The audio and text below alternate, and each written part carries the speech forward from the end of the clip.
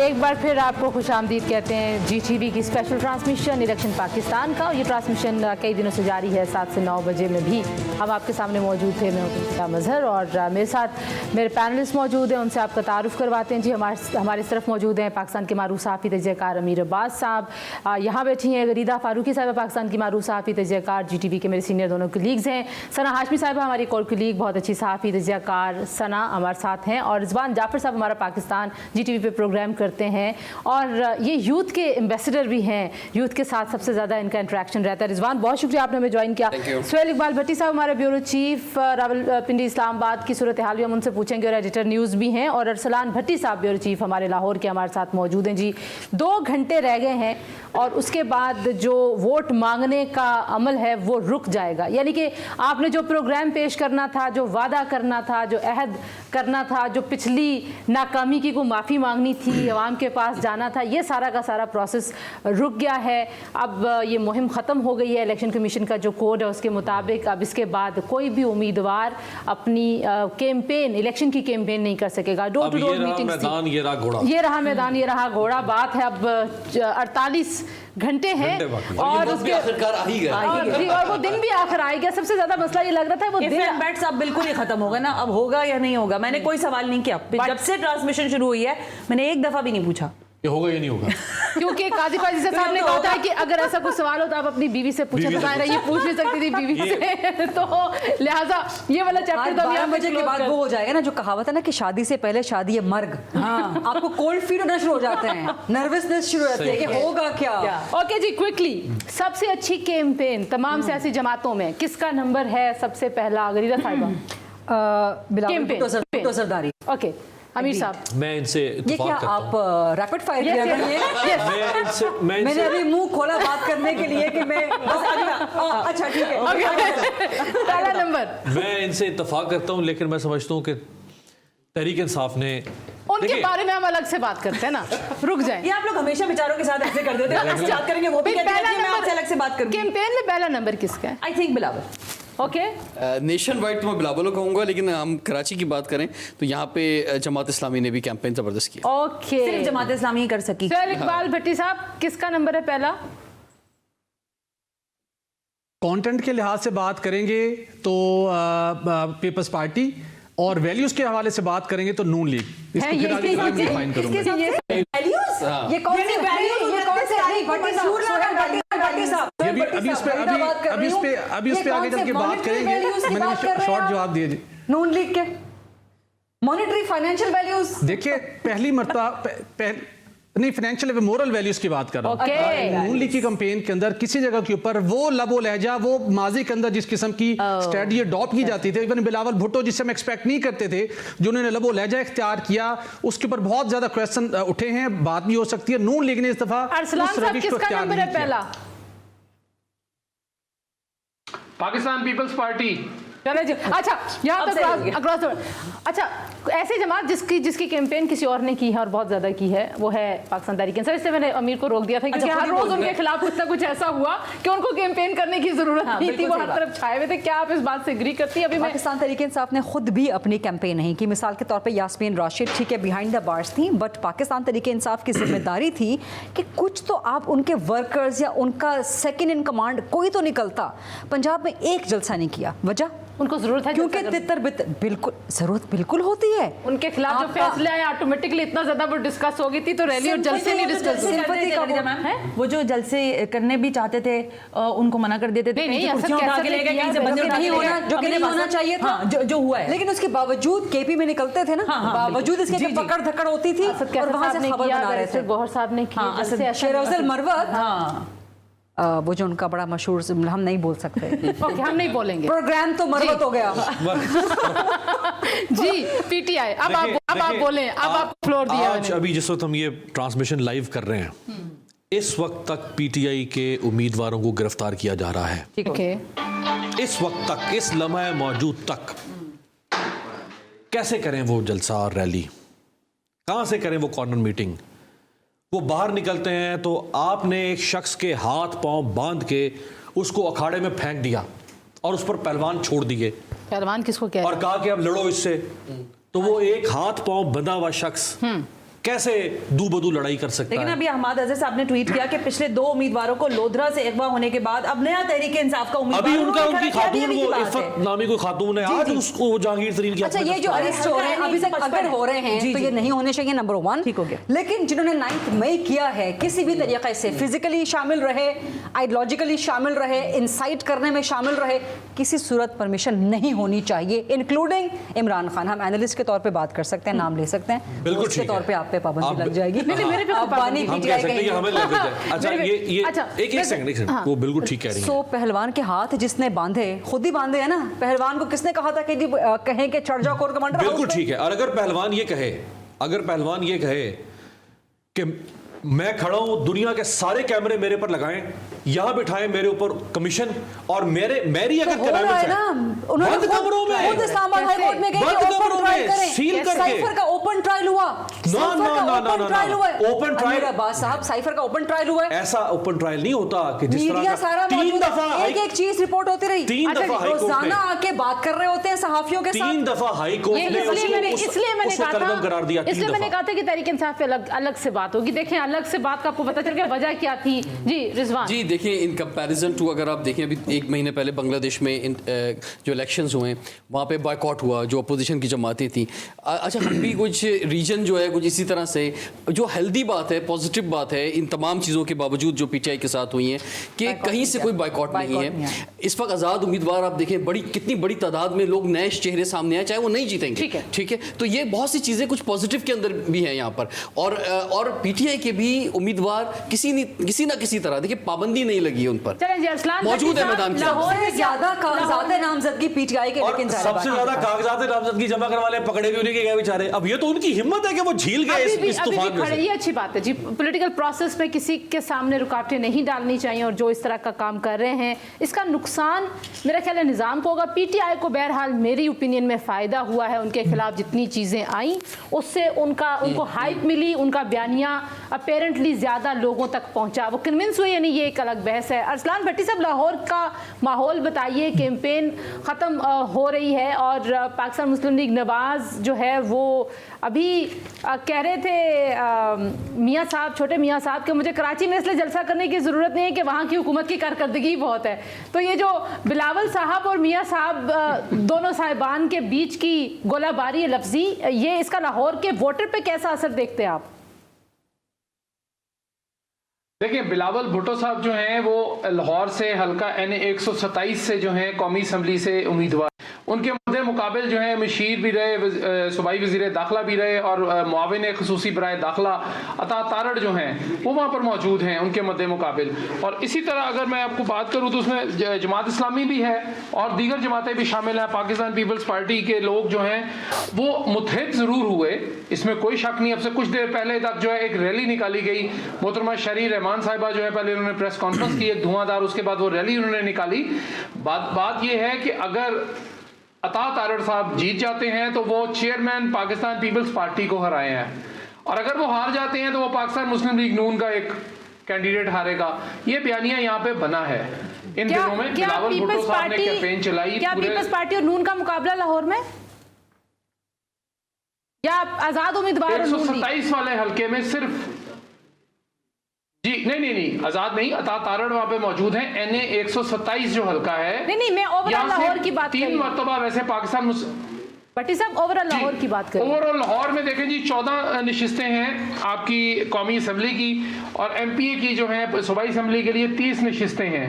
उसमें से 10 से 1 नशिस्तें तो मेरा ख्याल है कि बड़े सेफली प्ले करेगी पाकिस्तान मुस्लिम लीग नवाज। 10 से 11 नशिस्तों पे बड़ी अच्छी कंफर्टेबल पोजीशन पे हैं। 3 से 4 नशिस्तें ऐसी हैं जिनको हम कह सकते हैं कि वहां पे बड़ा क्लोज मार्जिन होगा पाकिस्तान मुस्लिम लीग नवाज का, पाकिस्तान पीपल्स पार्टी का, और कुछ ज़ाहिर मजहबी वोट यहाँ पे मौजूद हैं, उनको भी वहाँ पे उम्मीदवार उनके मौजूद हैं यहाँ पर पार्टी के। ठीक है, आपने कह दिया। सुहेल साहब जल्दी से बताएं, लाहौर में आपके ख्याल में नून लीग वर्सेस पीटीआई के हिमायत याफ्ता उम्मीदवारों का मुकाबला होगा, या पीपल्स पार्टी बाकी कम बैक करेगी लाहौर में और मुकाबला देगी? इसका जल्दी से जवाब देने से पहले थोड़ी सी मुझे आपको लाहौर की हिस्ट्री के वाले से रोशनी डालनी पड़ेगी ताकि हम उसको बेहतर अंदाज में उसको एनालाइज कर सकें और उसके ऊपर डिस्कशन आगे बढ़ सके। अगर हम देखें 1990 के इंतखाबात के बाद तो लाहौर नून लीग का गढ़ रहा है। इसमें थोड़ा सा हमने काम किया। 1990 का इलेक्शन था, 9 हल्कों में IGI बनी थी, नून लीग नवाज शरीफ साहब उनको लीड कर रहे थे, 8 उनकी नशिस्तें थी। 1993 में 9 हल्कों में से नून लीग ने 8 नशिस्तें जीती थी। 1997 में लाहौर के 9 हल्कों में से नून लीग ने 8 नशिस्तें जीती थी और एक पर आज़ाद उम्मीदवार जीता था। इसी तरह 2008 की बात करें, 2002 की बात कर लें, मुश्किल तरीन दौर था। आप मुशर्रफ साहब ने उस वक्त जो माहौल क्रिएट कर रखा था, उस तमाम तर सख्तियों के बावजूद नून लीग ने 13 में से 4 सीटें लाहौर से फिर भी जीती थी। 2008 का इलेक्शन आया, लाहौर के 13 हल्कों में से नून लीग 11 नशिस्तों पर और पीपल्स पार्टी 2 नशिस्तों पर जीती। 2013 के इलेक्शन में नून लीग लाहौर के 13 हल्कों में से नून लीग 12 पर जीती और PTI 1 नशिस्त पर कामयाब हुई। पीपल्स पार्टी का कहीं नाम नहीं था। इलेक्शन 2018 हुए, लाहौर के 14 हल्कों में से 11 पर नून लीग जीती, 3 पर PTI जीती, पीपल्स पार्टी का कहीं नामो निशान नहीं था। ये उनका एक बैकग्राउंड है मुस्लिम लीग नून का 1990 के बाद लाहौर की सियासत के हवाले से। तो अगर जहां पे हम पीपल्स पार्टी की बात कर रहे हैं तो आज आपको पता है ये बड़ा मुश्किल काम है सबको इक्वली टाइम डिस्ट्रीब्यूट करना। गरीदा साहब, लाहौर वाकई एक ग्राउंड है नून लीग का, या वहां पे कोई डेंट पड़ेगा? बहुत सारे लोगों को लगता है कि यास्मीन राशिद का बड़ा वहां पे एक सिंपैथी का वोट आया है, वहां पे PTI के लोगों को जिस तरीके से पकड़ धकड़ हुई है उसका इम्पैक्ट आएगा। आपको लगता है आएगा इम्पैक्ट? सिंपैथी के वोट का एलिमेंट मतलब ये नहीं है कि जी आप कोई मिसाल के तौर पे नवाज शरीफ अगर लाख वोट लेते हैं तो यास्मीन राशिद कोई 10 लाख वोट ले लेंगी या 2 लाख वोट भी ले लेंगी। सिंपैथी वोट का इतना बड़ा कोई फर्क नहीं पड़ेगा। नंबर 2 और मैं यहाँ पे जरा रोकूंगी आपको। मिफ्ता इस्माइल साहब ने मैं ज्वाइन किया जी, साबिक वफाकी वज़ीर ख़जाना हैं और हम यही वाली गुफ्तगू जो आप करी उनके पास भी लेके जाते हैं। मिफ्ता साहब बहुत शुक्रिया। 2 घंटे रह गए हैं, इलेक्शन का माहौल बन गया और तमाम सियासी जमातें अपने प्रोग्राम पेश कर चुकी है अवाम के सामने। आपको लगता है कि किसी जमात के पास वाकई कोई मुआशी मुश्किलात का सामना करने, उनको हल करने का प्रोग्राम है जो भी उनके मंशूर हैं, या ये सिर्फ नारे हैं? देखिए, अगर आप मंशूर को एक नज़र से देखें तो ऐसा लगता है कि पाकिस्तान किसी सियासी बहरान में नहीं है। हुकूमत के पास बहुत पैसे हैं जिससे अवाम उन्नास को हुकूमत पैसे देगी। तो कोई बिजली सस्ती करने की बात कर रहा है, कोई बिजली मुफ्त देने की बात कर रहा है, कोई और डेवलपमेंट की बातें कर रहा है, वगैरह वगैरह। लेकिन जाहिर है कि सियासी मैनिफेस्टो मंशूर जो होते हैं उसके अंदर एक अवाम को उम्मीद दिलानी होती है और एक कम से कम उसकी बात करनी होती है। लेकिन मेरा नहीं ख्याल है कि इस वक्त हमारी जो सियासी पार्टियां हैं वो समझती हैं कि हम किस सियासी हालात से दो चार हैं और क्या क्या चीज़ें हमको करनी पड़ेंगी इन सियासी मसाइल से निपटने के लिए। मैं नहीं समझता हूँ कि कोई भी सियासी पार्टी इस वक्त जो है उसको अंदाज़ा है कि पाकिस्तान जो है उसको आगे ले जाने के लिए क्या क्या चीज़ें दरकार हैं। अच्छा, हमारे साथ अमीर अब्बास साहब भी हैं, गरीदा फारूकी साहिबा भी हैं, सना हाशमी साहिबा भी हैं, रिजवान जाफर, हमारा पूरा पैनल है और लाहौर इस्लामाबाद के ब्यूरोज भी, क्योंकि आप हमारी ट्रांसमिशन में हैं। सो गरीदा, वो कह रहे नहीं है कोई प्रोग्राम किसी के पास। मिफ्ता इस्माइल साहब, गरीदा फारूकी अर्ज़ कर रही हूँ, सवाल मैं आपसे करना चाहूँगी। आप ख़ुद भी वज़ीर ख़जाना रहे हैं, मुशीर ख़जाना भी रहे हैं। जो भी हुकूमत आती है, नून की आए, पीपल्स पार्टी की आए, किसी और पार्टी की आए, मखलूत हुकूमत की आए, आप समझते हैं कि IMF के पास जाना मजबूरी होगी और कितनी जल्दी चले जाना चाहिए, गिवन दैट बजट भी देना है और IMF के पास ना जाने के, देर करने के 2018 में हमने उसके रिपरकशंस भी देखे? मिफ्ता साहब जी, हमने 2018 में भी देखे और हाल में भी हमने रिपरकशन देखे। जब हम IMF को आंखें दिखा रहे थे तो मुश्किल हुई है। हमको फिल फॉर IMF के पास जाना चाहिए। मार्च के अंदर हमारा एक और रिव्यू IMF से होगा। ये शायद एग्जिस्टिंग हुकूमत ही केयरटेकरी करवा लें या शायद नई हुकूमत आके करवाए और उसके बाद फॉरेन नेगोशिएशंस में चले जाना चाहिए और जो अगला बजट आए वो IMF के प्रोग्राम के मुताबिकत से बनना चाहिए और उसके बाद 3 साल के अगर हमें IMF के पास जाना पड़ेगा, मजबूरी है, तो फिर आप समझते हैं कि बिजली, गैस ये सस्ती करना, पेट्रोल सस्ता करना पॉसिबल होगा या मज़ीद नूज़ टाइटनिंग होगी इन मामलात पे? और अगर बिजली, गैस महंगी सस्ती नहीं होती, इंडस्ट्री कैसे चलेगी फिर? तो ये अलग अलग देखें, पेट्रोल का जहाँ तक ताल्लुक है उसका ताल्लुक ब्रेंट ऑयल प्राइस से होता है कि दुनिया के अंदर ये तेल का क्या रेट चल रहा है। अगर उसके हिसाब से तो वो हो सकता है सस्ती हो जाए अगर दुनिया में तेल सस्ता हो जाए या महंगा हो जाए। जहां तक बिजली गैस का ताल्लुक है तो हमें 2200 अरब रुपया तो डायरेक्ट हमको देना पड़ता है उसके लिए, आपकी कैपेसिटी कॉस्ट के लिए। तो जब तक कि हम मजीद बिजली नहीं बेचें, खास तौर पर जब तक कि हम सर्दियों में मजीद बिजली नहीं बेचें, बिजली सस्ता करना बहुत मुश्किल हो जाएगी। और गैस के क्योंकि हमने कोई लॉन्ग टर्म मुआहदे नहीं करे बहुत अरसे से, जिसकी वजह से हम सस्ती गैस नहीं ले पा रहे, लेकिन अगर हुकूमत सस्ती गैस लेकर आए तो उसको हम सस्ता कर सकते हैं, बशर्ते कि अब जो पाकिस्तान में हम रिफॉर्म की बातें करते आ रहे हैं लेकिन करते नहीं है वो कर उन पे हम कुछ अमल भी करें। अमीर अब्बास साहब भी आपसे सवाल करना चाह रहे हैं। मिफ्ता साहब, ये जो स्टेट एंटरप्राइजेज हैं जो सफ़ेद हाथी हैं, हर दौर में इनकी प्राइवेटाइजेशन की आवाज़ उठी। अभी इस निगरान हुकूमत के ऊपर भी बड़ी उम्मीद थी, चूँकि ये टेक्नोक्रेटिक है, इनके ऊपर कोई पॉलिटिकल प्रेशर नहीं है, ये कुछ उस पर पेशरफ्त करेंगे। उनके जो सर्कुलर डेट्स हैं या जो उनके वाजबात हैं, उनका कितना प्रेशर होगा आने वाली हुकूमत पे? देखिए, पिछले 2 साल में 1400 अरब रुपए का ये सरकारी कंपनियां नुकसान कर चुकी हैं। पीआईए मिसाल के तौर पर पिछले साल 90 अरब रुपए का नुकसान कर चुकी है। आप एक साल और इंतजार कर लें, इस साल 110 अरब रुपए निकल जाएंगे। तो प्रेशर ये है कि आप जिस जगह पे बच्चों को तालीम दे सकते हैं या अस्पतालों में अद्वियात दे सकते हैं, आप वो स्टेट एंटरप्राइजेस पे नुकसान करते हैं और लोगों को ना खिदमात मिलती हैं ना उसकी अच्छी सर्विस मिलती है। तो इसका बहुत ज्यादा प्रेशर है। और अब मुझे लगता है कि IMF के प्रोग्राम में ये सफ़े अव्वल पे लिखा होगा कि आपने इन चीज़ों को प्राइवेटाइज करना है। और बिजली और गैस आप सस्ती कर ही नहीं सकते।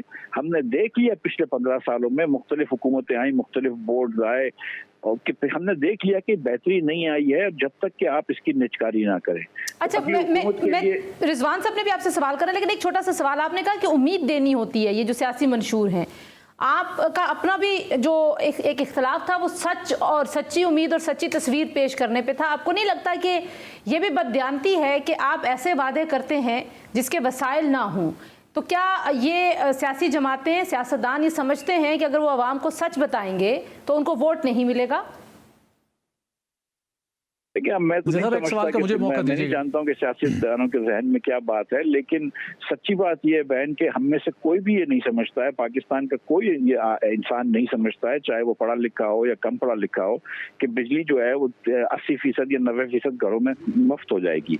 हम में से कोई भी ये भी ध्यान नहीं करता कि 30% बिजली जो है वो सस्ती हो जाएगी। तो लोगों को पता है, और क्योंकि ये जितनी भी पार्टियां हैं ये पहले अक्सर हुकूमत कर चुकी हैं किसी सूबे में, किसी वफाक में, तो लोग सबको ही जानते हैं कि हमने इनको भुगत लिया है सबको। तो कोई ऐसी, मेरे ख्याल से इस बार तो खास तौर पर कोई बहुत ज्यादा उम्मीद नहीं है लोगों को, जो 18 में या खास तौर पर 13 में थी लोगों को, तो लोग जानते हैं। लेकिन बहरहाल वो उम्मीद ही दिलाएंगे ना कि हम अच्छी तरफ जाने की कोशिश करेंगे। जी रिजवान भट्टी साहब, एक मिनट, रिजवान पूछ ले फिर आप भी पूछ लीजिए। जी मिफ्ता इस्माइल साहब, रिजवान जाफर अर्ज कर रहा हूँ। ये आप नून को बहुत अच्छी तरह जानते हैं, आपसे ज्यादा कौन जानता होगा, तो क्या समझते हैं जो ये इक्तिसादी टीम है, और पीपल्स पार्टी के मामले में तो फिर भी उनकी इक्तिसादी टीम नजर नहीं आती, अगर आज वो जीत भी जाएं, लेकिन नून लीग की किसी हद तक नजर आती है। तो क्या समझते हैं कि क्या कैपेसिटी है, किस, यानी कुछ चीजें ऐसी होती हैं कि जो फौरी तौर पे करनी होती हैं, कुछ लॉन्ग टर्म पे जानी होती हैं, कुछ मेड इन पाकिस्तान चीजों की बात हो रही है, बहुत सारी चीजों पे सीपैक की बात हो रही है, कुछ अभी मुश्किलात हैं, तो कुछ ये टीम निकाल सकेगी आपको? क्योंकि पीडीएम में हमने देखा ये टीम जो है फेल हो गई।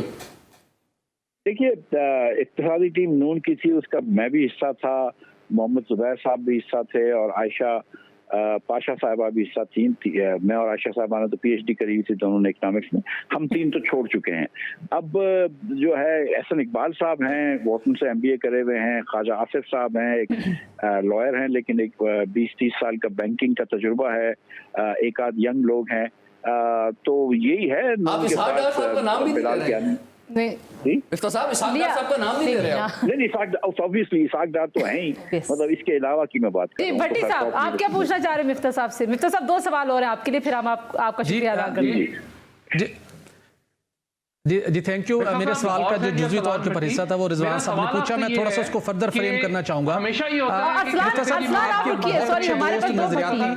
सियासतदान, अरसलान एक मिनट रुकिए। सुहेल भट्टी साहब जी जी मिफ्ता इस्माइल साहब, मैं आपसे सवाल ये करना चाहूँगा कि मिफ्ता इस्माइल साहब, आप और शाहिद खान अब्बासी साहब, आपकी इकोनॉमिक भी पॉलिटिकली पॉइंट ऑफ व्यू आपके इकट्ठे रहे और बहुत सफ़र आगे इकट्ठे चलने का फैसला भी हुआ। उस शाहिद खान अब्बासी ने कहा था जब पीडीएम की गवर्नमेंट थी, इसहाक डार साहब वज़ीर ख़जाना थे, उन्होंने कहा इस kabina के अंदर एक फ़र्द ऐसा नहीं है जो मुल्क की मामलात को चलाने की सलाहियत रखता हो।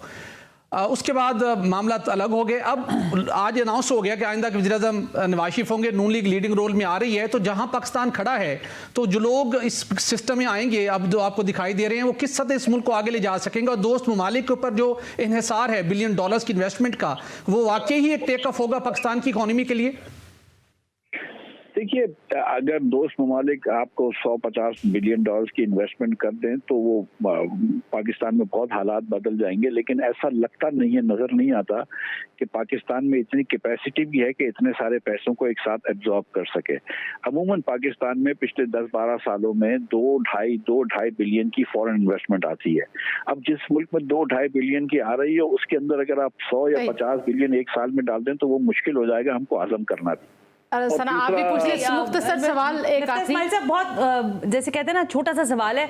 निज़ाम की तब्दीली की आपने बात की, जब आप मुस्लिम लीग नवाज से हटे, अलहदा हुए किसी हद तक, इस वक्त जो सूरत हाल है वो पीटीआई के आपके सामने, आप समझते हैं कि इस निज़ाम की तब्दीली में पाकिस्तान तहरीक इंसाफ के हिमायत याफ्ता जो कि इंडिपेंडेंट उम्मीदवार हैं, वो कोई तब्दीली का उनसर पैदा कर सकेंगे इस इलेक्शन में बिलखुसूस?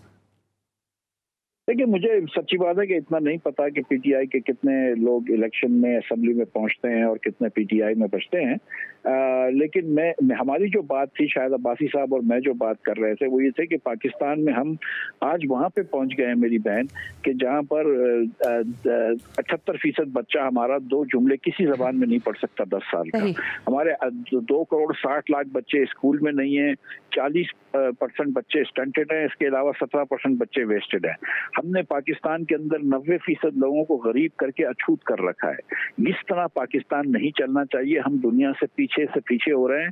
हम ये समझते हैं कि 76 साल हमने ज़ाया किए हैं और हमको ये डर है कि हम अगले 76 साल ज़ाया ना कर दें। इसलिए सारी कौम मिल के बैठे, और अब अगर इलेक्शन के बाद मियां नवाज शरीफ वज़ीर आज़म होते हैं तो उनको मैं समझता हूँ कि सारी कौम को साथ लेके चलना चाहिए, हर सियासी लीडर को साथ लेके बैठना चाहिए और सबको साथ लेके बैठ के एक आगे का राह बनाना चाहिए। आपने कुछ 100 आने की बात की, दुरुस्त, और बहुत शुक्रिया मिफ्ता इस्माइल साहब, आपने अपने मसरूफ वक्त में से हमें वक्त दिया। जी, बात आप सुन रहे थे, हमारा पैनल हमारे साथ मौजूद है। अरसलान भट्टी साहब आपसे लेकिन मुझे ब्रेक का मुसलसल कहा जा रहा है क्योंकि उसके बाद का जो फिर टाइम है वो बहुत थोड़ा रह जाएगा। जी टीवी की पूरी टीम आपके साथ मौजूद रहेगी। ब्रेक के बाद वापस आते हैं। इलेक्शन पाकिस्तान का जी टीवी के साथ रहिए।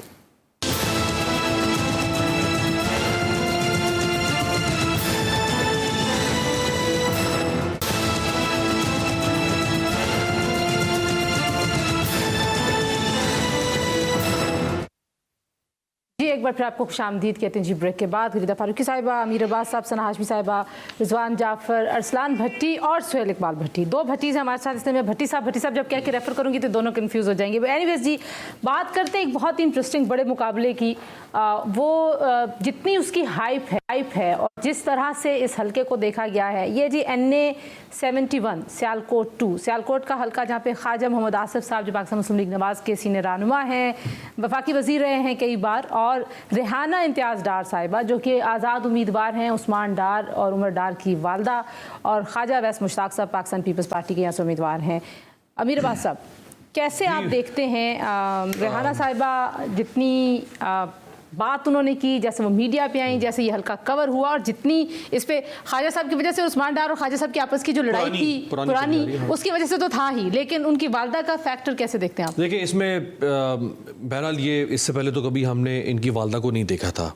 ये टिपिकल घरेलू खातून थी, सिर्फ अपने बेटों की वजह से उनको सियासत में आना पड़ा। जिस तरह उस्मान डार को उठाया गया, जिस तरह उस्मान डार से अंडर ड्यूरेस एक इंटरव्यू एक सहाफ़ी ने माशाल्लाह सहाफ़त पे एक धब्बा लगाते हुए एक इंटरव्यू किया, और फिर उसके बाद इनके घरों पे रेड हुए, इनकी गाड़ियां तोड़ी गईं, इनके कारोबार को नुकसान पहुंचाया गया। फिर उमर डार को उठा लिया गया, बड़े भाई को उस्मान डार के, वो कई ऐसा गायब रहे घर से। फिर उनको बामरे मजबूरी अदालत के दबाव की वजह से पेश करना पड़ा। क्या टफ टाइम देंगी ये ख्वाजा तो बहरहाल ये सारा कॉन्टेक्स्ट है इस केस के पीछे और ये इनको ऑब्वियसली सपोर्ट करेगा। अगरचे वैसे ख्वाजा आसिफ एक मजबूत उम्मीदवार हैं बनिस्बत उस्मान डार के, लेकिन ये जो कुछ हुआ है गरीदा साहिबा, क्या यहाँ पे कोई अपसेट आपको लगता हो सकता है? यानी कि जो सोशल मीडिया की हाइप की नज़र से मैं देखूं तो क्या अपसेट हो? अच्छा, मैंने चूंकि ये हल्का कवर किया है NA-71, इस सीट पे ख्वाजा फैमिली 1960 से जीतती चली आ रही है मुसलसल। ख्वाजा आसिफ से पहले उनके वालिद साहब ख्वाजा सफ्तर, ख्वाजा आसिफ खुद 1980s से इस सीट पे खड़े हुए। तो ये कहना कि इस दफ़ा अपसेट हो जाएगा, ये एक नामुमकिनात में से लगता है। ख्वाजा आसिफ की पोजीशन मजबूत है, लेकिन ये भी हकीकत है कि 2018 में जितनी टक्कर उस्मान डार ने दी उससे पहले की टक्कर नहीं मिली ख्वाजा आसिफ। 2018 में सिर्फ 2000 वोटों का फ़र्क था और काउंटिंग ख्वाजा आसिफ ने 114 लिए और 1,14,000 वोट, और उस्मान डार ने 2000 वोट उनसे कम लिए सिर्फ। तो ये मतलब बहुत नेक टू नेक किस्म का मुकाबला था। अभी भी वही एक्सपेक्ट किया जा रहा है। इस हल्के में पाकिस्तान तरीके इंसाफ का जेन्युइन और बहुत ज़्यादा वोट मौजूद है, लेकिन ये कहना ये हो सकता है पॉसिबल के जो मुकाबला होगा लीड, मुझे जवाब मुकम्मल करने दें, ये हो सकता है कि ख्वाजा आसिफ की लीड मजीद कम हो जाए, लेकिन उनको हराना, क्योंकि ख्वाजा आसिफ का वोट बहुत तगड़ा है अभी भी है। सो ये नेक टू नेक से ऊपर भी मेरा ख्याल है नोज टू नोज मुकाबला हो जाएगा, जहाँ पे बिल्कुल डूब जाएंगे, सांस आना बंद हो जाएगी। बट ये उन हल्कों में से होगा जो बहुत इंटरेस्टिंग हल्के होंगे। सना, आप कैसे देखती हैं ख्वाजा? मैंने विजिट नहीं किया जैसे गरीदा साहबा कह रही है, लेकिन जो हमने 2018 का सारा परसेप्शन जो हम लोगों के सामने है उसके बाद, लेकिन रेहाना साहिबा का सरप्राइजिंगली सामने आना और बड़ा मोटिवेटेड होकर सियालकोट के हवाले से मैं एक और चीज भी कह रही हूँ, वो हल्का डिफरेंट है फिरदौस आशिक ऐवान का, लेकिन सियालकोट में जो डेंट पहुंचाया था मेरे ख्याल 2018 में फिरदौस आशिक ऐवान और खुद उस्मान डार ने मिलकर पहुंचाया था, जिसका उनको फायदा पहुंचा था। लेकिन इस दफा देखें कि ये जो रेहाना बेगम साहिबा हैं, ये तने तनहा जो है ख्वाजा आसिफ का मुकाबला करेंगी। सो लेट्स सी, जो बात गरीदा साहिबा कह रही है कि नोज टू नोज होता है, लेकिन सरप्राइजिंग या स्विंग होता है। मैंने एक नई टर्म निकाली है, नहीं कह रही, नेक टू नेक होता है। अगर स्विंग होता है, अगर स्विंग होता है, अरसलान भट्टी साहब फेवर हो जाए, कैसे देखते हैं आप इस हल्के को? देखिए जी, ख्वाजा आसिफ साहब की लीड जरूर कम हो सकती है। मैं बिल्कुल एग्री करता हूं गरीदा बीबी से कि वो उनकी लीड जरूर कम हो सकती है, लेकिन ख्वाजा आसिफ को हराना उस हल्के से नामुमकिन सी बात है। क्योंकि मैं भी इनके बाद जब ये होके यहाँ से गई लाहौर से और हल्का करके गई, उसके बाद मैं भी एक दिन सियालकोट गया था, वहां पे वोटर जरूर है पाकिस्तान, लेकिन वो वोटर उस्मान डार की वजह से था, वो अब मैदान में नहीं है। उनकी वालदा को उस हद तक पजीराई शायद ना मिल सके। ठीक है, सुहेल इकबाल भट्टी साहब, आप कैसे देखते हैं इस हल्के को? लीड कम हो सकती है। देखिए, ये हल्का जिस तरह तस्वुर किया जा रहा है कि क्रिटिकल हो, मेरा नहीं ख्याल कि नून लीग के लिए कुछ मुश्किलात यहाँ पर पैदा होंगी। उसकी बुनियादी वजह यह है कि हमें एक बेंचमार्क जहन में रखना होगा किसी भी, अगर हम बड़े हल्के को डिस्कस करें। 2018 के अंदर जो माहौल था वो नून लीग के खिलाफ जो पूरा एक सिस्टम एक डेवलप किया गया था, जितनी सपोर्ट हासिल थी, उसके बावजूद 2018 के इलेक्शन में जो कौमी असम्बली की 5 नशिस्तें थी, PTI यहाँ से एक नशिस्त भी नहीं जीत सके थी। ख्वाजा आसिफ साहब तगड़े कैंडिडेट हैं, पिंडी इस्लामाबाद आगे पीछे कनेक्टिविटी अपनी स्ट्रॉन्ग रखते हैं, उस वक्त भी उन्होंने पहरा दिया, अपनी सीट बचा ली थी। 2018 में सुबाई जी अच्छा, मुझे साथ ही असेंबली की 10 में से 7 नशिस्तें भी बता दें, उनके चांसेस हैं कुछ जीतने के चौधरी और मुगान सुबहानी के मुकाबले में? बिल्कुल भी नहीं। अच्छा, गरीदा कह रही नहीं है, बहुत मुश्किल लग रहा है। जी मैं ये कहना चाह रहा था कि देखिए, जो इलेक्शन होता है उसकी जो साइंस है, उसके अंदर जहाँ हम नून लीग की और हम PTI की बात कर रहे हैं, वहाँ हमें खाली ये नहीं देखना कि किसका सोशल मीडिया पर या मीडिया पर या हम एक पब्लिक स्ट्रेंथ जो है वो नज़र आया है। जो इलेक्शन की साइंस है, जो वर्कर्स चाहिए होते हैं, जो लोग चाहिए होते हैं, जो डोर टू डोर चीज़ें होती हैं, हर एक घर से खुद से नहीं निकलता, वो भी चीज़ें इम्पैक्ट करती हैं। तो अगर उन चीज़ों को भी नोट किया जाए और PTI के जो इस वक्त हालात हैं, तो उसमें मुझे तो एक डिफरेंस ज़्यादा नज़र आ रहा है। सियालकोट में फिरदौस आशिक ऐवान साहिबा के साथ जो हुआ था, वर्कर ने उनके साथ बात की और उन्होंने उस पर काफ़ी तल्ख कलामी और बदतमीजी का मुजाहरा किया। हम सॉरी, जो कि हमेशा उनका खासा रहा है फिरदौस आशिक ऐवान साहिबा का बदजुबानी का वो अंदाज, चाहे वो स्टूडियो में करें या वर्कर्स के साथ करें, तो ये चीजें भी बड़ा डेंट पहुंचाती हैं आपकी पूरी पॉलिटिकल कैंपेन को। मेरा ख्याल अमीराबाद सब फिरदौस आशिक ऐवान का NA-70 सियालकोट सवाल ही नहीं पैदा होता। फिरदौस आशिक ऐवान एक छोड़ के अपने साथ 3 और भी खड़ी कर लें तो नहीं जीत सकती यहाँ से। आपने तो कह दिया कि सवाल ही नहीं, आपने तो कह दिया इस पे नहीं। फिरदौस आशिक ऐवान साहिबा कोई चांस नहीं है, बिल्कुल भी कोई चांस नहीं। सुहेल इकबाल भट्टी साहब, आपको लगता है कोई है इसमें चांस फिरदौस आशिक ऐवान के लिए? कोई गुंजाइश दिखा लें भट्टी साहब। मेरा समटाइम होता है ना कि कोई अपसेट नहीं, मुश्किल देखिए, वहाँ पे बहुत से लोगों से हमारी बात हुई, वहाँ बहुत से हमारे दोस्त जाने हैं, एक मखसूस एरिया के बाहर उनकी कहीं प्रेजेंस नहीं है, उनकी कनेक्टिविटी नहीं है। ये अलग बात है कि वो ना भी जीते तो फिर भी वो एक अपने इन्फ्लुएंस के बायस, अपने एक सर्कल के बायस वो किसी न किसी रोल अच्छा, में होगी सियालकोट का पंजाब जो गवर्नमेंट में। सियालकोट के तीनों नून लीग के पास तीनों। अच्छा, मैं नौशीन इफ्तिखार का पूछने लगी थी कि जाहिर है उन्होंने भी, वो भी एक खातून है। इंटरेस्टिंगली हम 7 बजे में भी और उस 8 बजे में भी खवातीन की बात करते हैं, तो नौशीन इफ्तिखार ने भी जिस तरीके की फाइट लड़ी, बिल्कुल, अरसलान भट्टी साहब। जी अरसलान, आपको आवाज आ रही है? अच्छा, अरसलान से रब्ता करते हैं। गरीदा साहिबा, आप कह रही हैं कि सियालकोट में नून लीग जो है वो, सियालकोट के तीनों हल्के हमेशा से ट्रेडिशनली, हिस्टोरिकली, एनालिटिकल एनालिसिस 5 हल्के हैं। हाँ, स्टैटिस्टिकल एनालिसिस जितना भी आप कर लें, सियालकोट के जो रिवायती 3 हल्के हैं वो मुस्लिम लीग नून के पास ही जाएंगे, कौमी असेंबली के। जी आ रही जी अरसलान भट्टी साहब आते हैं, आपकी तरफ भी आते हैं, आपका जरा मेरा ख्याल अमीर अब्बास साहब, सियालकोट ये कह रही है कि रवायती तौर जी पर देखिए 5 हल्के हैं। इसमें जो ब्रिगेडियर असलम घुम्मद साहब हैं तहरीक इंसाफ के उम्मीदवार, इनकी फैमिली की बहुत अच्छी रेपुटेशन है। इनके भाई पहले पंजाब असम्बली में चेयरमैन पब्लिक अकाउंट्स कमेटी रह चुके हैं, वो कॉफ लीग में थे। अगरचे असलम घुम्मद साहब इलेक्शन खुद हारते रहे हैं, कामयाब नहीं हो सके, लेकिन इस फैमिली की रेपुटेशन अच्छी है। हाँ, लेकिन नून का जाहिर एक होल्ड रहा है इस इलाके पे। होल्ड रहा है, बिल्कुल। अरसलान भट्टी साहब, सियालकोट से सारी सीटें अगर हम देखें 5, तो आपको लगता है कि नून लीग का ज्यादा पला भारी है? जी, भारी इसलिए कि मेरा ताल्लुक भी जो है वो सियालकोट के एक छोटे से गांव भोपाल वाला से है। ये भारी इसलिए है। तो भारी तो इसलिए होगा क्योंकि भट्टी का इलाका है, तो भट्टी के इलाके भारी होते हैं। लेकिन इस कतई नजर इसके पाकिस्तान मुस्लिम लीग वहाँ पे बहुत ज्यादा होल्ड है। वहाँ पे जितनी ये फैमिली की बात कर रहे हैं, ये ब्रिगेडियर असलम घुम्मद मेरे गाँव से खड़े हुए, मेरे वहाँ से जो दादा थे उन्होंने इनको हराया था। प्रॉब्लम यह है कि वहां पे सिर्फ एक बात है, लोग वहां पे बरादरीज़म पे बिलीव करते हैं, जिसकी बरादरी भारी होगी वो बंदा वहां से जीत जाता है। और उमूमी तौर पर पाकिस्तान मुस्लिम लीग नवाज, जिस तरह ख्वाजा सफदर की आपने बात की, नौशीन इफ्तिखार की बात की, और साथ साथ आपने तीसरा हल्का की जो बात की, उसमें मामला यह है जी कि वो डॉक्टर फिरदौस आशिक अवान साहिबा बिल्कुल डेफिनेटली बात जुबानी की वजह से हारेंगी, लेकिन उनके मुकाबले में जो अरमगान सुबहानी है वो हर बंदे के साथ उनका कॉन्ट्रैक्ट रहता है, उनका किसी से कॉन्ट्रैक्ट ये जो हल्के की सियासत है, ये पीपल टू पीपल जो कॉन्टैक्ट है, ये बड़ा इंपॉर्टेंट है। पर्सनल आपकी क्या कैपेसिटी में आप लोगों के साथ मिल रहे हैं। हम एक ब्रेक ले रहे हैं, न्यूज़ अपडेट्स की ब्रेक है। ब्रेक के बाद जब वापस आएंगे, हमने ये तो देखा सबसे ज़्यादा अच्छी मौसर कैंपेन, हम वो कामयाब होती नहीं है, हमने नहीं कहा, हम सबका ये ख्याल है कि पीपल्स पार्टी ने अच्छी कैंपेन की। बाकी जमातों की कैंपेन का आखिरी घंटा कैसा है, कुछ इस पर बात करेंगे ब्रेक के बाद। हम आपके साथ हैं, कहीं मत जाइए, स्टे ट्यून्ड टू GTV।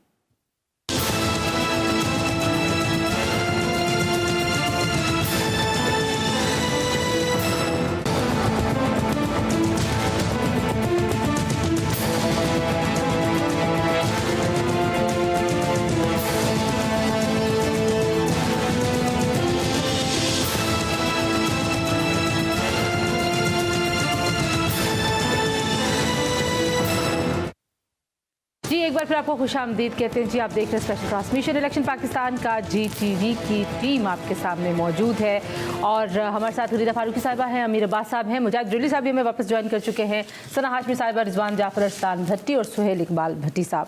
और हम अब आखिरी घंटे जो कैंपेन थी सारी जमातों की, अब वो खबरें उनका जायजा ले रहे हैं कि आज आखिरी घंटे में क्या क्या हो रहा है। और साथ हमने रसमलाई खाई है जो गरीदा साहब अभी मुकम्मल करी है।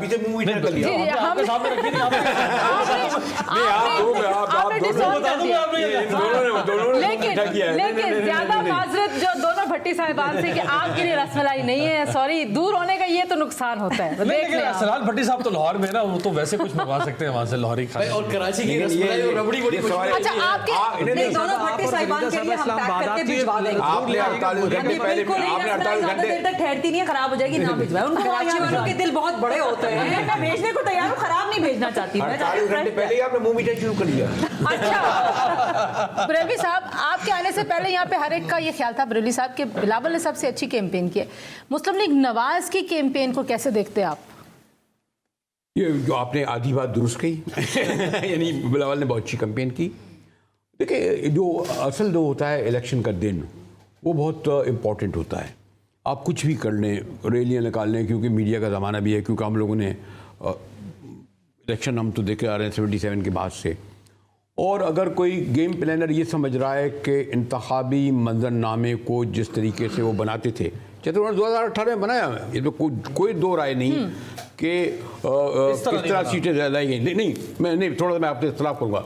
लेकिन अगर वो ये समझ रहे हैं कि उनके मुताबिक जैसे मेरे मुताबिक उनके मुताबिक 8 फरवरी को वो अपने मुताबिक रिजल्ट ले लेंगे, तो मैं उनको अभी चैलेंज करके कर रहा हूँ, वो नहीं जीत सकेंगे। नून की कैंपेन बता दें कैसी होगा उनके लिए। नून की कैंपेन बता दें कैसी थी। नून लीग सिंध में आई नहीं, राजस्थान में गई नहीं, उन्होंने एक ही रिजल्ट लेना है ना, रिजल्ट एक ही लेना है कि पीटीआई उन्होंने सिर्फ पंजाब में कंसंट्रेट किया। अच्छा अमीर अब्बास साहब, नून की कैंपेन कैसी थी? नून की कैंपेन देखें पंजाब में किसी हद तक ठीक रही है, लेकिन हम कल भी बात कर रहे थे कि सिंध में एक जलसा नहीं किया नवाज शरीफ साहब ने, खैबर पख्तूनख्वा में सिर्फ हज़ारा डिवीज़न में वो गए, बलूचिस्तान में सिर्फ एक, कोयटा में शायद कल गरीदा बता रही थी वहाँ किया, उसके अलावा बलूचिस्तान को नज़रअंदाज किया है। तो शायद लगता है नवाज शरीफ साहब को कि वो पंजाब से ही सीटें अक्सरियत में लेके, बाकी चूंकि वो एमक्यूएम के साथ इत्तेहाद कर मतलब चुके हैं, उन्होंने कौमी सतह पे नहीं की, उन्होंने नहीं किया। नून की कैंपेन गरीदा साहिबा, नून की कैंपेन भी अच्छी रही। बिलावल का हम इसलिए कह रहे हैं, या मुझसे आपने सवाल किया तो मैंने इसलिए कहा कि वो बहुत इम्पैक्टफुल रही। और बिलावल के लिए ये पहला इलेक्शन है जहां पर वो लीड कर रहे हैं। उन्होंने अपना बहुत मजबूत फुटप्रिंट कायम किया है। एक तो उन्होंने साबित किया है कि वो पार्टी को लीड कर सकते हैं, संभाल सकते हैं, बेहतरीन अंदाज में चला सकते हैं, सिंगल हैंडेडली भी।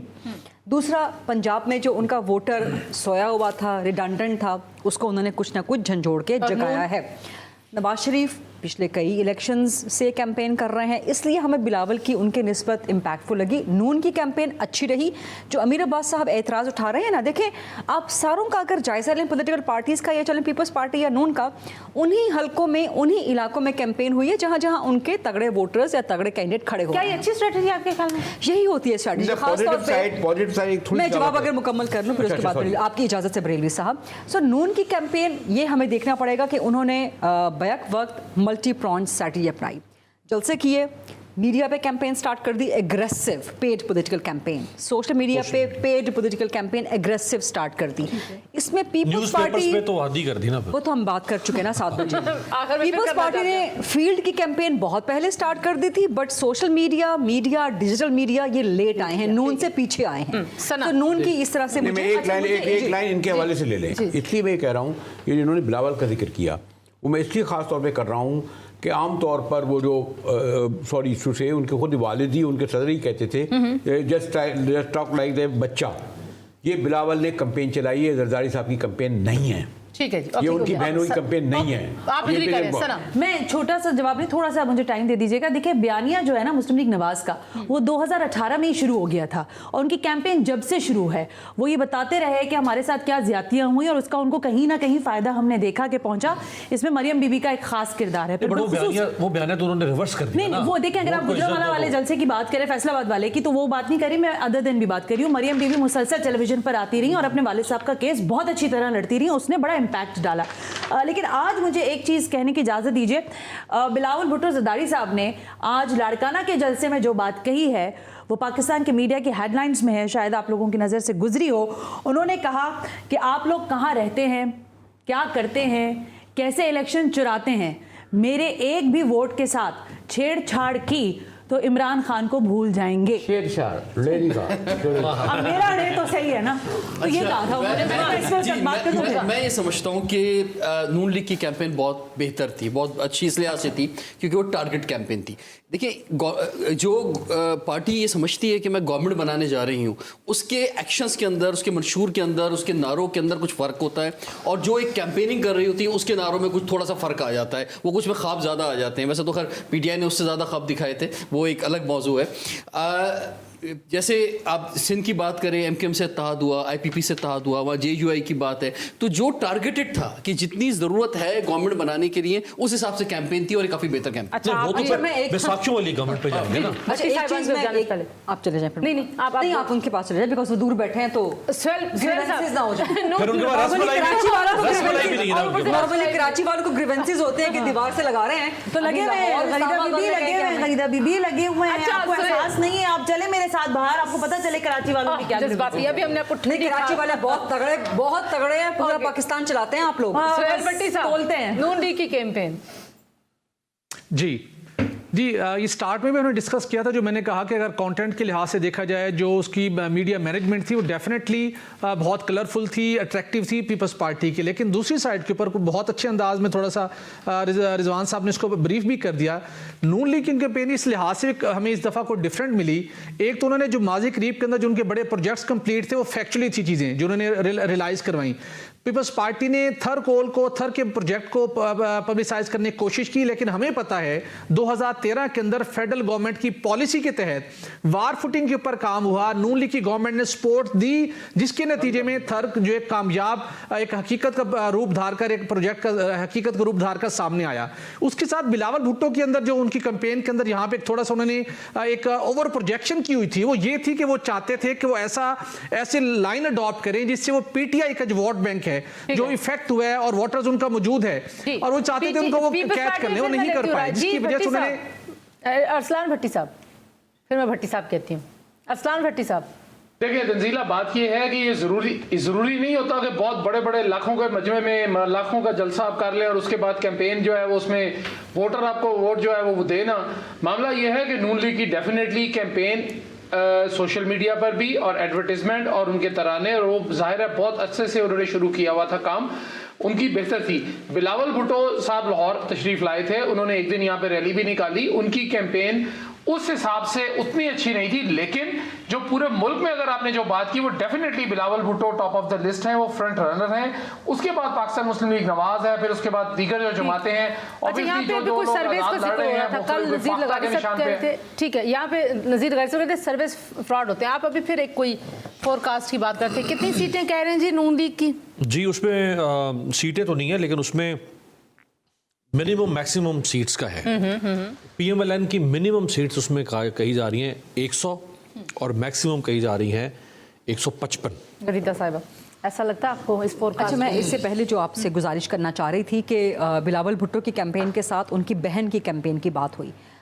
बरेलवी साहब ने कहा कि ना ये जरदारी साहब की कैंपेन थी ना ये उनकी बहन की कैंपेन थी। जरदारी साहब की हद तक तो मैं एग्री करती हूँ, जरदारी साहब की बहन, लेकिन आदि फरियाल की उन्होंने अच्छा जरदारी साहब की बहन आसमा ने तो की है, वो आदि फरियाल की। आई थॉट कि शायद आप बिलावल की बहन की बात कर रहे हैं, लेकिन यहाँ पर हमें बिलावल को क्रेडिट देने के साथ साथ आसमा भुट्टो को भी क्रेडिट देना चाहिए। और मेरे ख्याल है उन्होंने साबित किया कि वो यूथ है। बिलावल ने बताया कि इतनी एग्रेसिव, इतनी कंटिन्यूअस जो है मैं ही कर सकता हूँ। आसमा के अंदर एक तो बेनजीर का अक्स बिल्कुल नजर आता है, वो जिस तरह बात करती हैं, उनका चादर लेने का अंदाज। मेरे ख्याल है कि आसफा को भी थोड़ा टाइम लगेगा पार्लियामान की सियासत में आने के लिए, बट इस दफा उन्होंने बिलावल के साथ साथ रह के बहुत अच्छा एक मतलब पीपल्स पार्टी में वाकई जो वो उनका एक स्लोगन है ना, चुनो नई सोच को, तो वो एक नए फेसेस दोनों लेकर भी आए हैं। अच्छा, टाइम को मैनेज किया। फोरकास्ट पे बात कर लेते हैं जल्दी। वो मैंने कल भी आपसे गुजारिश की थी, आई थिंक कल के हमारे 10 से 12 के स्लॉट में भी, कि ये फोरकास्ट करना ये नजूमियों का शायद काम हो, या शेख रशीद यहाँ होते शायद वो बता देते कितनी सीटें, बट ये कहना कि कितनी 100, 50, 60 कितनी ले जाएंगे,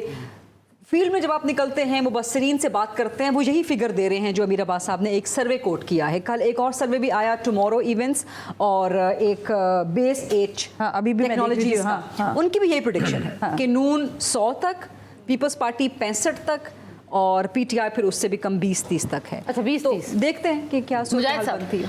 आपको लगता है कि 20-30 होंगे पीटीआई के, क्योंकि आप बहुत ज़्यादा फोकस कर रहे हैं आज़ाद उम्मीदवार जो पीटीआई के? अगर ये अमीर अब्बास अगर 100 से 100 बता रहे हैं ये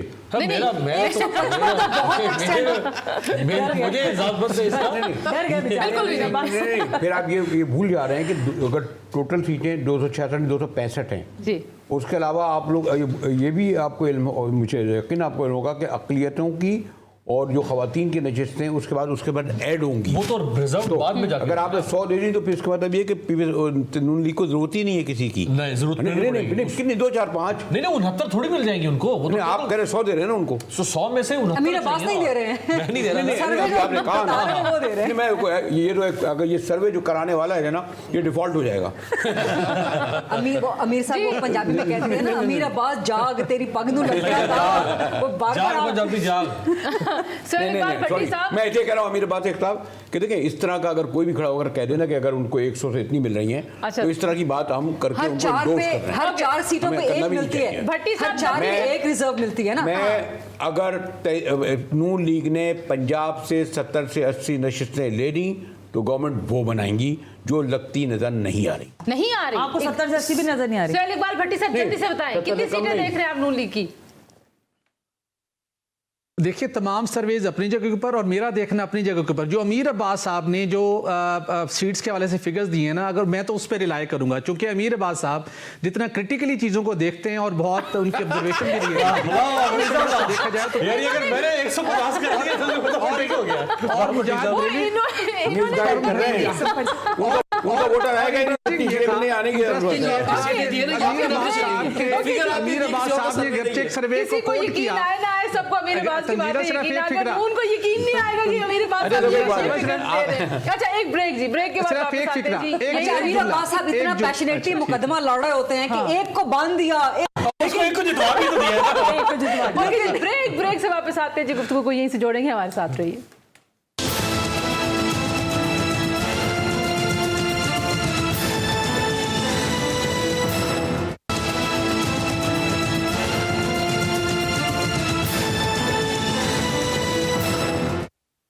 एक बार फिर आपको खुशामदीद कहते हैं। आप देख रहे हैं इलेक्शन पाकिस्तान का GTV की खुसूसी ट्रांसमिशन, और इस ट्रांसमिशन में अब तक की जो कैंपेन रही सियासी जमातों की, कुछ उसका अहवाल हम आपके सामने रख रहे हैं।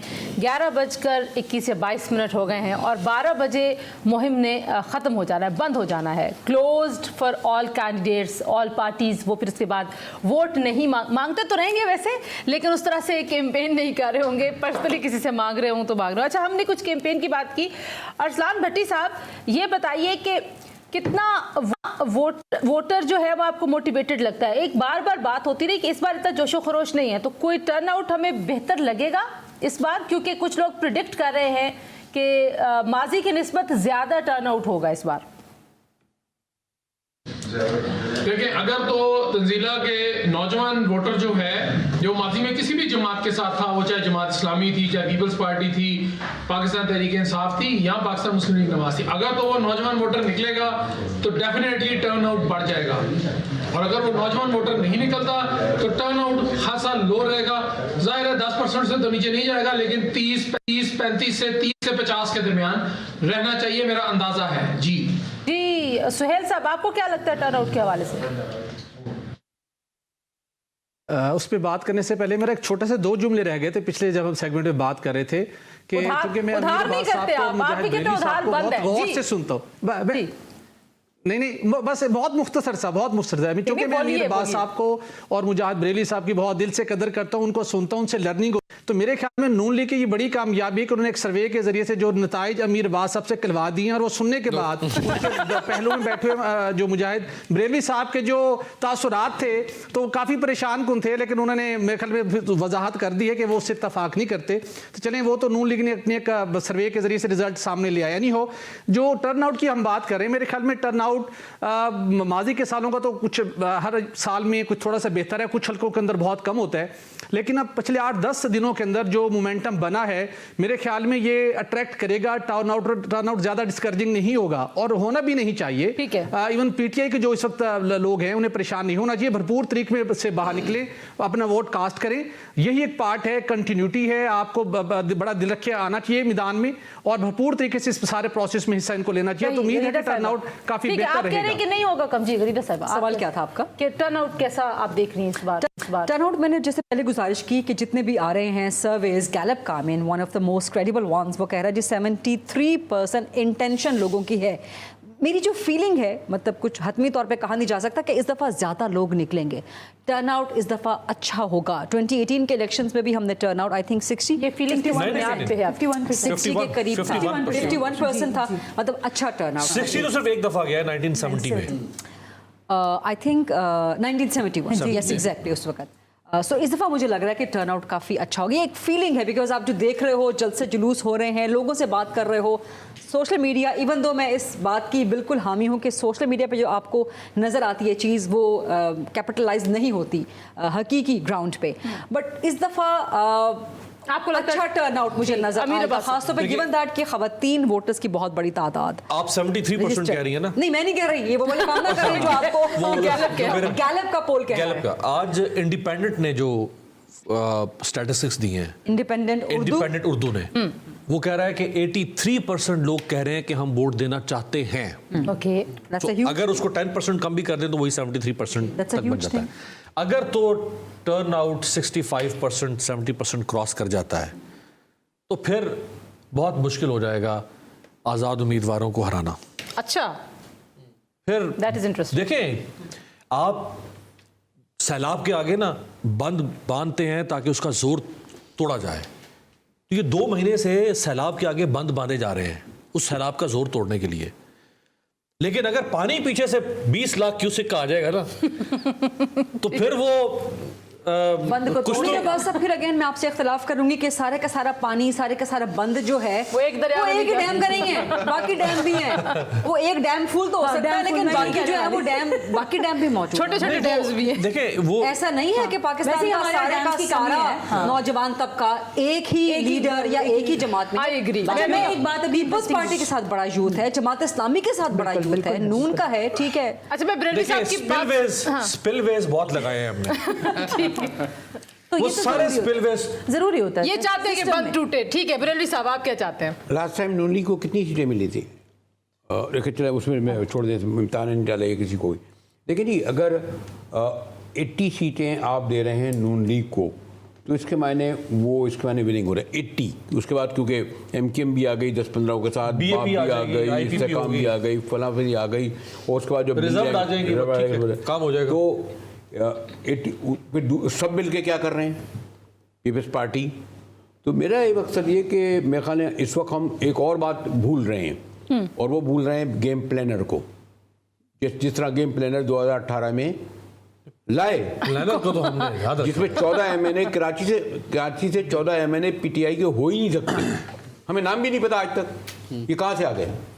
आप ये क्यों भूल जाते अभी हैं भी कि बहुत कराची के सारे 22 में से जो 15 किसके होंगे, बलूचिस्तान के जो बाप के बाप थे वो कहाँ से आ गए। ठीक है। ये जो आप 40 मैं और क्लोज कर दूं, वो कहते हैं जी 50 MNA और बाद में 25 सेनेटर, ये फैसला कुन वोट उनके पास होता है।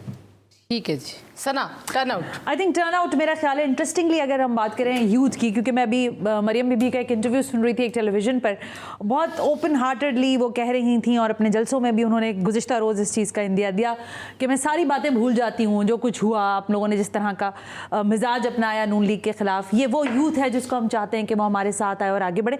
सो अब शायद वक्त ऐसा है कि सारे लोग जो है वो यूथ की तरफ ही देख रहे हैं। लेकिन जिस टर्न आउट का आप तस्करा कर रही हैं, मेरा ख्याल है कि एक झिझक मौजूद है, झिझक नहीं, खौफ मौजूद है, but let's see what will happen. But अगर आप टर्न आउट का फिगर मुझसे मांगेंगी तो इट्स अबाउट 65%। अच्छा, 65% भी बहुत ज्यादा है जी रिजवान। मैं समझता हूँ कि पिछले 2 महीनों से 3 महीनों से ख़ास तौर पे जिस तरह से एक खौफ का आलम मौजूद है, और ज़्यादातर पाकिस्तानी ये समझते हैं कि हमारे इलेक्शन क्योंकि एक फ़िक्स मैच होते हैं बाकायदा तौर पे, तो इसलिए ये चीज़ें लोगों को रोकती हैं घर से निकलते हुए trust कि मैं अगर जो है वोट देने जाऊंगा भी तो उस वोट का कोई फ़ायदा नहीं होगा।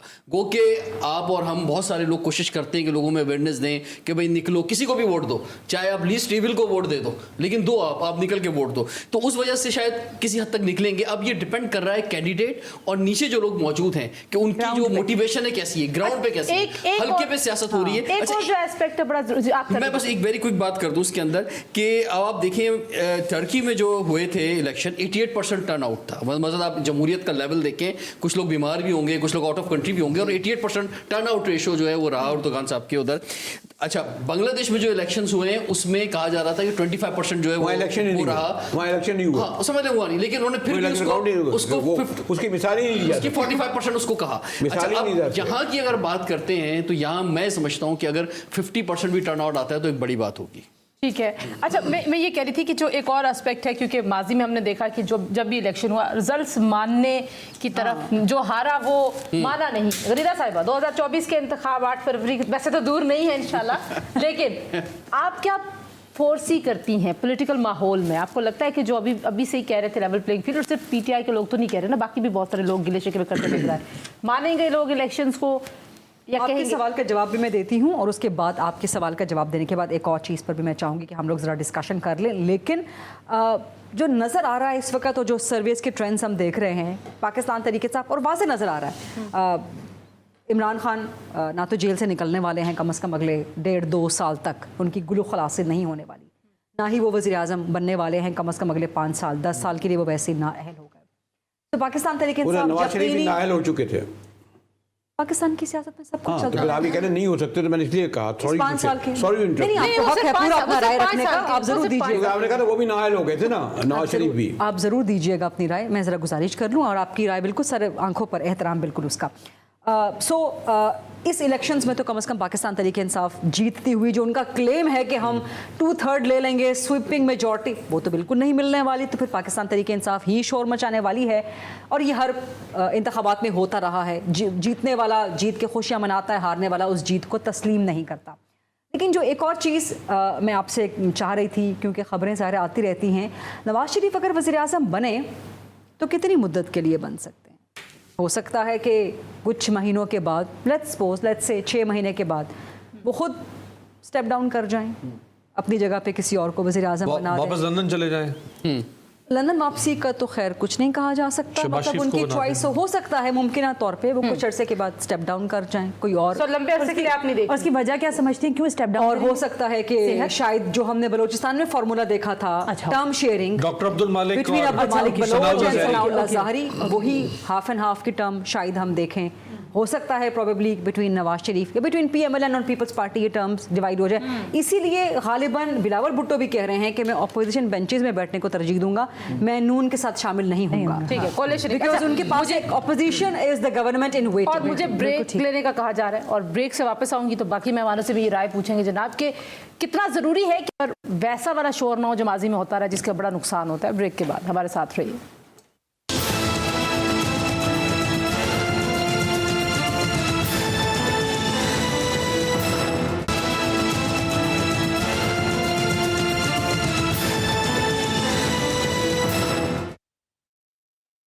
जी, आप देख रहे हैं GTV की खुसूसी ट्रांसमिशन इलेक्शन पाकिस्तान का। गिरदा फारूकी, अमीर अब्बास, सना हाशमी, मुजाहिदुर अली साहब, रिजवान जाफर, अरसलान भट्टी, सुहेल भट्टी, लंबी हमारी जो टीम है वो आपके साथ मौजूद रही है 7 से अब तक। और आखिरी क्योंकि लम्हात हैं कैंपेन के, कुछ उसका एनालिसिस हमने आपके सामने रख ही दिया। लेकिन सुहेल भट्टी साहब, मैं आपसे ये भी पूछना चाहती हूँ कि कितना आपको लगता है कि लॉ एंड ऑर्डर मेंटेन रहेगा, कितना लोगों को यकीन है कि कोई सूरत हाल ख़राब नहीं होगी, किसी किस्म की कोई इस तरह की चीज़ें तो नहीं ऑन ग्राउंड चल रही कि जहाँ पे लोग इस बात से डरें कि शायद अमन कहीं पे ख़राब हो सकता है? देखिए, ये बहुत ज़्यादा थ्रेट्स थे, बहुत ज़्यादा कंसर्न था, जिसकी वजह से गैर यकीनी की सूरत हाल भी थी कि शायद इलेक्शन ना हो पाए। लेकिन हमें दाद देनी होगी लॉ इन्फोर्समेंट एजेंसीज को, जिन्होंने जो सबसे बड़ा एक क्रिटिकल लम्हा था कि जो इलेक्शन कैंपेन हो रही थी, इस दौरान कोई गड़बड़ ना हो जाए जिसके नतीजे में कुछ भी हो सकता था। लेकिन अल्लाह का शुक्र है कि वो ऐसा तरीके के साथ जो सारे जलसे थे मुकम्मल हो गए। अब इलेक्शन डे के हवाले से भी पंजाब सिंध के ज़्यादातर इलाकों के अंदर ऐसे कोई थ्रेट्स नहीं है। खैबर पख्तूनख्वा, बलूचिस्तान के अंदर कुछ जगहों पे हसास पोलिंग स्टेशन हैं जहाँ पे मुमकिन तौर के ऊपर कोई सिचुएशन होती है, लेकिन उसको हैंडल करने के लिए लॉ इन्फोर्समेंट एजेंसीज बिल्कुल रेडी हैं। छोटा सा एक पॉइंट ऐड करना चाहूँगा, टर्न ओवर की हम की बात की थी। 1970 से अब तक 11 इलेक्शन हुए हैं, मैक्सिमम टर्न आउट 58% रहा है। 2018 में 51% था और नॉर्मल एवरेज 38-45। 1997 मैक्सिमम कम से कम 35% रहा है। तो एवरेज हमारी 45 से 50% के दरमियान ही रही है। देखते हैं 2024 में क्या होता है। अरसलान साहब, आप कैसे देखते हैं इलेक्शन डे की सारी तैयारियां मुकम्मल हैं? आपको लगता है कि एक पुरअमन इलेक्शन हो पाएगा? अरसलान साहब को आवाज नहीं जा रही। सना हाशमी साहब, आपके पास सवाल लेके आ रही हैं। देखें, एक चीज़ पहले और कराची की भी बात कीजिएगा जल्दी से कि कराची में इलेक्शन कैसा होगा, क्योंकि कुछ देखें, जो मैंने आपसे कहा खौफ वाली एलिमेंट की जो बात थी, एक तो सबसे पहले बुनियादी बात जो रिजवान जाफर साहब कह रहे थे, वोट आपका हक है और ये 5 साल में आपको एक बार मौका मिलता है अपने हक के इस्तेमाल का। तो सबसे अहम तो ये है कि आप घरों से निकलें और वोट कास्ट करें। जहाँ जब आप लॉ एंड ऑर्डर की बात करती हैं तो जो मैं खौफ कह रही हूँ ना वो ये है, देखिए लोग बड़े परेशान होते हैं कि अगर हम चले गए, पोलिंग एजेंट में झगड़ा हो गया, कोई बात ख़राब हो गई तो हमारे घर वाले कैसे वापस आने का और बाकी सारी चीज़ें। और कराची की मैं आपको बताऊँ, कराची में इस दफ़ा आपको एक इंटरेस्टिंगली वोटर टर्नआउट्स देखने को मिलेगा, जो ज़ाहिर है हमें 2018 में उस तरह से नज़र नहीं आया था। एमकेएम पाकिस्तान एंड जमात इस्लामी मेरा ख्याल है पूरा जोर लगाएंगे, और पीपल्स पार्टी ने भी जहां जहां अपने उम्मीदवार खड़े किया अगेंस्ट टू एमकेएम, वहां पे आप बहुत इंटरेस्टिंग मुकाबला देखेंगे। रिजवान जी, मैं ये समझता हूँ कि पहली बात तो ये कि ये जो सरफराज बुगटी साहब जब केयर टेकर गवर्नमेंट से गए तो वो लीड कर रहे थे इसको, उसके बाद कोई प्रॉपर इंटीरियर मिनिस्टर नहीं लगाया गया जिसकी स्पेशलिटी हो कि जो उसको देखे इस सिचुएशन को, और उसके बाद अभी जो है ये खैर वजारत दी गई है वहाँ पर। तो इस वक्त तो एक सिचुएशन जो है वो केपीके में, क्योंकि वहाँ पे जो सूरत हाल है और एक बड़ा वोट बैंक पीटीआई का मौजूद है, तो वहाँ पे अंदेशे मौजूद हैं कि मुश्किल होगी, चीज़ें सामने आएगी, क्योंकि सोशल मीडिया पे मुसलसल हम लोग कह रहे हैं कि अगर लोग इस पर यानी मुसलसल वीडियोस आ रही हैं कि अगर वहाँ पर हमारा वोट जो है सही काउंट नहीं हुआ तो हम उस पर जो है एहतजाज पे अच्छा, आपको लगता है कि गिनती के वक्त जो है वो मसला खराब चल रहा है? अरसलान साहब, आप वापस आ गए, आपके ख्याल में इलेक्शन डे बिल्कुल एक पुरअमन स्मूथ इलेक्शन डे के लिए तैयार है पूरा निज़ाम? नहीं तंजीला, पुरअमन तो नहीं है, लेकिन इस हद तक कोई बड़ा वाकया होने की कोई अंदेशा नहीं है मुझे, लेकिन छोटे मोटे इक्का दुक्का वाकया जो हमेशा से इलेक्शन में होते हैं वो होंगे। कहीं बरेलवी साहब, लेकिन जी साफ बात ये है, ये कह रही है खौफ का मसला, मसलन ये कि जो कन्विक्टेड हैं 9 मई के, उनको बिल्कुल इलेक्शन में हिस्सा लेने चाहिए जैसे कुरैशी, लेकिन जो कन्विक्टेड नहीं है, नहीं वो 9 में भी तो भी कन्विक्टेड नहीं किसी और केस, लेकिन अगर यास्मीन राशिद कन्विक्टेड नहीं है तो 24 घंटे के लिए उसको पेरोल पे रिहा करें। हो गए ना, जरताज का आपने सुना, रिहा कर देंगी, लेकिन वो कन्विक्शन अभी नहीं हुई ना। मेजर ताहिर सादिक, उनकी बेटी जो है, दोनों जो है, आलिया हमजा, नाम लेते चलाऊंगा मैं, बहुत सारे नाम ले सकता हूँ, जावेद जी उनके दामाद का। मेरा कहना मकसद ये कन्विक्टेड हैं, उनको बिल्कुल इलेक्शन में भी हिस्सा लेनी जानी चाहिए, लेकिन अगर उम्मीदवार हैं और मियाँ साहब जैसा आदमी जो बैनुल अक़वामी शोहरत याफ्ता शरीफ ज़ादा है, उसे चाहिए अपने मुखालिफ को 24 घंटे के बाद बिठा ले।